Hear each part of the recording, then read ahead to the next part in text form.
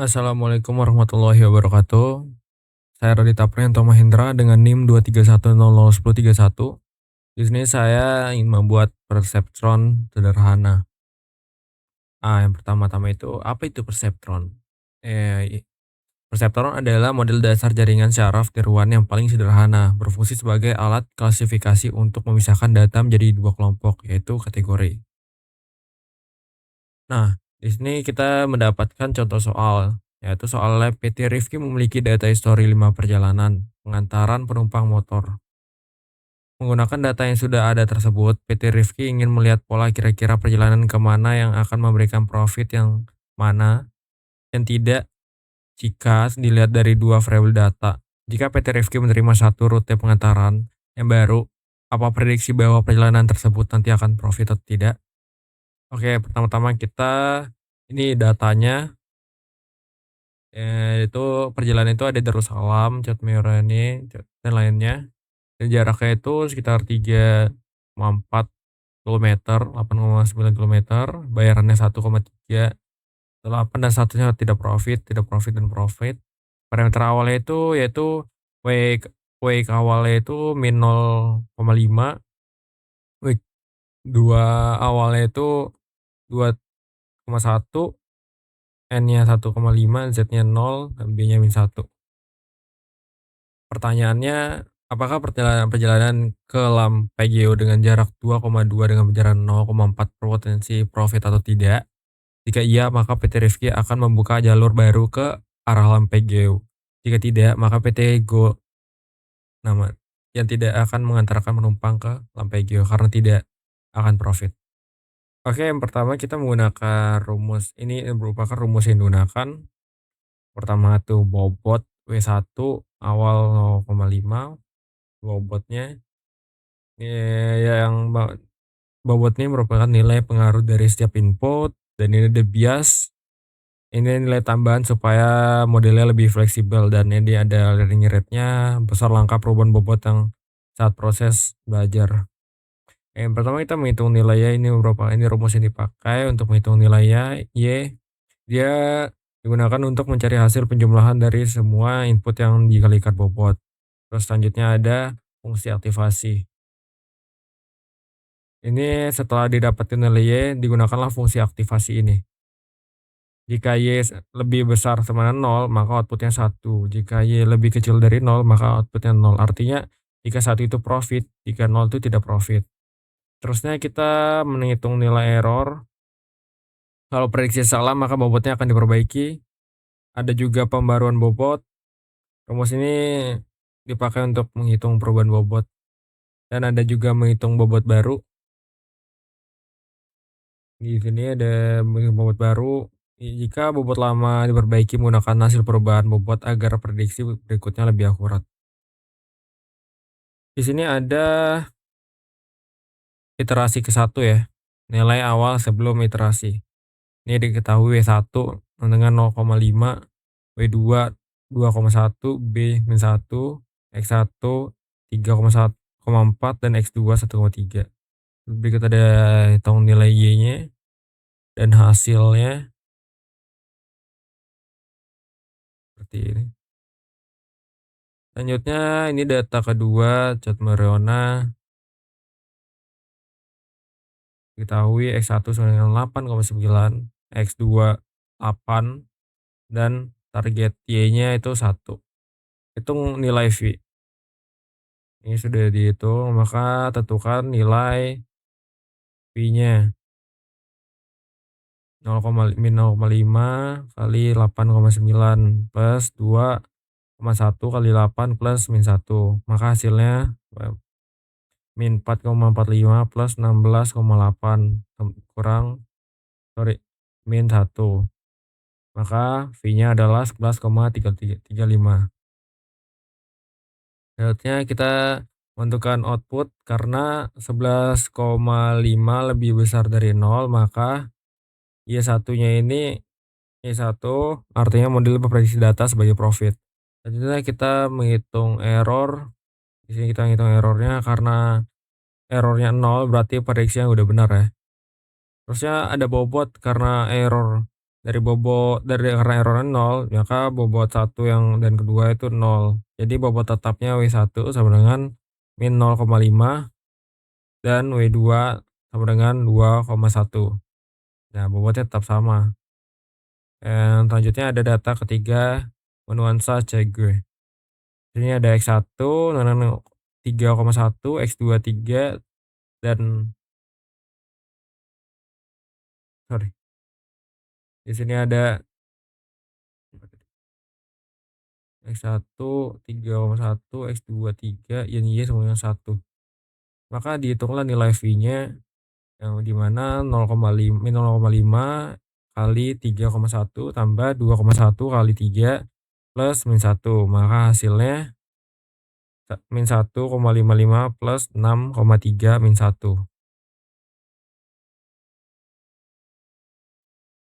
Selanjutnya dia menentukan output. Nah, setelah menentukan output karena 3,75 lebih besar dari 0, maka Y-nya sama dengan 1. Terus di sini kita menghitung errornya, karena hasil periksa benar maka bobotnya tidak akan berubah. Di sini ada pembaruan bobot, sama bobotnya tetap sama dan data 4 query-nya sama. Errornya min 1, karena nilai error min 1 menunjukkan model harus memperbaiki bobot ya. Terus dia diperbarui lah bobotnya. Rumus ini merupakan rumus perubahan bobotnya, bisa dibaca. Di sini ada bobot barunya.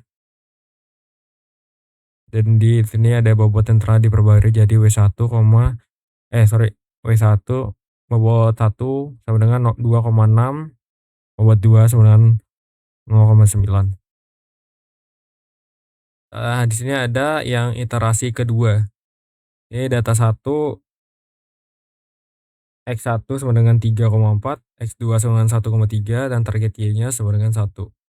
Nah, pertama itu kita hitung nilai V min 2,6 sama dengan kali 3,4 plus min 0,9 kali 1,3 plus min 1. Maka hasilnya itu min 8,84 min 1,17 min 1. Dan hasil akhirnya 11,01. Dan kita menentukan Y-nya atau nilai outputnya itu min 11,01 lebih kecil dari 0. Maka outputnya merupakan 0. Tapi target sebenarnya adalah 1, berarti prediksi ini salah. Hitung perubahan bobotnya. Nah, dengan ini learning rate-nya 1,5. Ini 1,5 dan errornya tuh 1 min 1.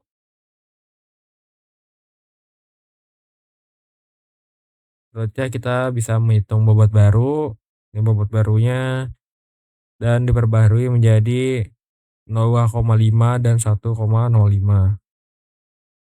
Ada juga data yang kedua, dia menggunakan bobot baru, menghitung nilai V dan hasilnya 29,65 dan menentukan nilai atau output 29,65 lebih besar dari 0, maka errornya maka Y sama dengan 1. Di sini kita hitung error. Errornya 1 min 1 dengan 0, pembaruan bobotnya tetap sama. Ini data ketiga bisa dihitung 9,9 dan tentukan nilai outputnya 9,9 itu lebih besar dari 0, maka I-nya sama dengan 1. Outputnya dengan 1. Kalau errornya 0, pembaruan nilai bobotnya tetap seperti ini, dan data keempat itu 4,6 hasilnya.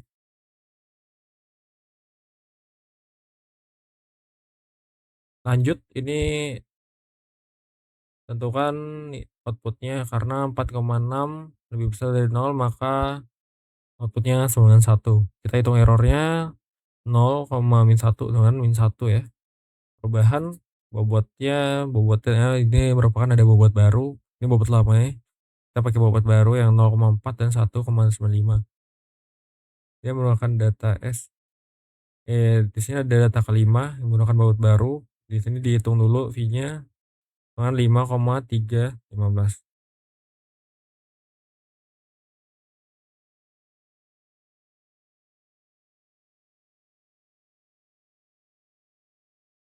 Terusnya kita tentukan outputnya. Nah, min karena min 5,315 lebih besar dari 0, maka Y sama dengan 0, itu outputnya 0. Hitung berarti errornya itu 0. Jadi pembaruan bobotnya adalah 0 sama min 1,95. Dan akhir iterasi kedua itu bobot pertama 0,4 dan bobot kedua 1,95. Saatnya ada kode program, jadi kita buka aja di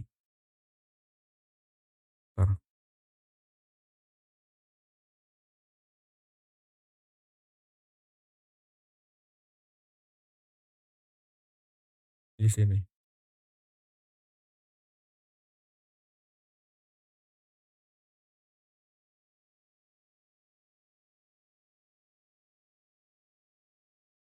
Nah, di sini pertama yang dibutuhkan, kita import library dulu. Yang dibutuhkan ada NumPy sama Pandas. Di sini ada data parameternya, data latihannya X1, X2, Y, dan Y itu output. Y91 tidak profit dan Y90 adalah profit. Berikut adalah jalan yang ingin dilewati. Parameter awalnya sesuai dengan soal, bobot 1, bobot 2 ini ada bias 0, min 0,5, 2,1 dan min 1, dan netanya 1,5. Nah, ini merupakan laju pembelajaran atau learning rate. Ada data yang diprediksi dalam PGU kali 1 kali 2, data prediksi NPRI 2 kali 2,2, 0,4. Tampilan data yang di sini ada tampilkan data agar terlihat di output. Ini datanya. Artinya ada fungsi untuk menghitung nilai masukan. Ini masukan bersih 5 atau nilai bersih V. Ada juga fungsi aktivasinya yang menentukan nilai Y, fungsi menghitung error, fungsi memperbobot. Ada salin nilai bobot awal, ini ada W1, bobot 1 yang sekarang, bobot kedua yang sekarang, samaan B sekarang. Ini siapkan tabel untuk menyimpan hasil. Proses setiap data latihan, ini merupakan langkah yang pertama, langkah yang kedua, langkah 3, langkah 4. Dan ini buat simpan tabel, dan ini merupakan bobot barunya.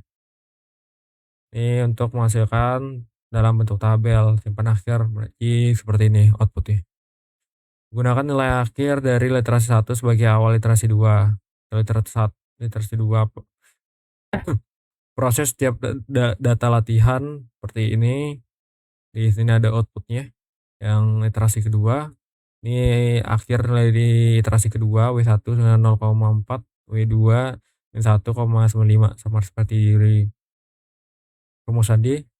Ini latihan konvergen literasi keempat, kita set ulang dari awal untuk melihat proses sampai selesai.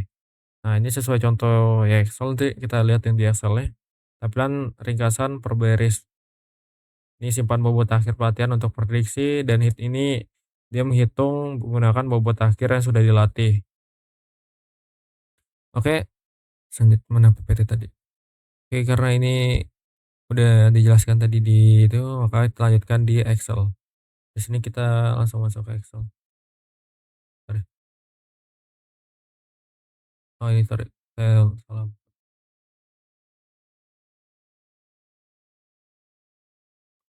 Ini kita dari sini aja Excel. Di perhitungan Excel ini,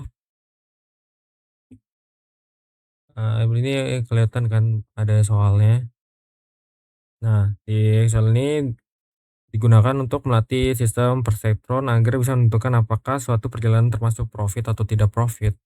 Nah, dalam Excel ini terdapat data training yang bersih jarak bayaran. Nih, jarak dan bayaran. Dan status pembayaran. Dia profit atau tidak. Data tersebut digunakan sebagai bahan pembelajaran sistem. Kemudian, sistem menggunakan bobot awal, bias, dan learning rate untuk menentukan nilai input dikalikan dengan bobot lalu dijumlahkan menggunakan rumus perseptron. Setelah itu sistem menentukan hasil prediksi menggunakan fungsi aktivasi. Jika lebih dari 0 maka outputnya 1. Nih, lebih dari 0 maka outputnya 1. Jika kurang dari nol maka output-nya 0 seperti ini, ada yang output-nya 0. Berarti hasil prediksi perbandingan dengan data asli untuk mencari error. Jika hasil masih masalah, maka bobot akan diperbarui agar prediksi berikut menjadi lebih akurat. Proses ini dilakukan berulang dalam beberapa literasi sampai sistem mendapatkan hasil yang baik. Dan di akhir model digunakan untuk prediksi data baru. Apakah termasuk profit atau tidak profit? Ini sama. Yang terakhir, dia memprediksi datanya profit atau tidak profit. Ini merupakan bobot yang awalnya, bobot kedua yang awal. Ini ada learning rate, Z, dan bias. Kesimpulan dari PPT yang sudah saya jelaskan tentang Perceptron, membuat Perceptron sederhana berdasarkan perhitungan menggunakan metode Perceptron dengan parameter awal dan pelatihan hingga bobot stabil, didapatkan hasil prediksi untuk rute LAM PGU dengan jarak 2,2 dan bayaran 0,4, berarti satu yang berarti tidak berpotensi memberikan keuntungan, sehingga simpulkan bahwa PT Rifki sebaiknya tidak membuka jalur pengantaran baru ke arah tersebut karena tidak akan menghasilkan profit. Oke, sekian PPT yang saya jelaskan tentang membuat persepsi sederhana. Saya Radita Priyanto Mahendra. Kurang lebih saya mohon maaf. Wassalamualaikum warahmatullahi wabarakatuh.